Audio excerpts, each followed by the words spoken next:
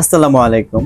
আজকে আমি আপনাদেরকে জানাবো বাচ্চাদের অতিরিক্ত বদমেজাজের ৭টি কারণ সম্পর্কে। ১ নাম্বার কারণটি হচ্ছে বাচ্চারা যদি অতিরিক্ত চিনি বা মিষ্টি জাতীয় খাদ্য গ্রহণ করে। ২ নাম্বার কারণটি হচ্ছে বাচ্চাদেরকে যদি আপনি উত্তেজনাপূর্ণ রিলস, ভিডিও অথবা কার্টুন যদি আপনি দেখান।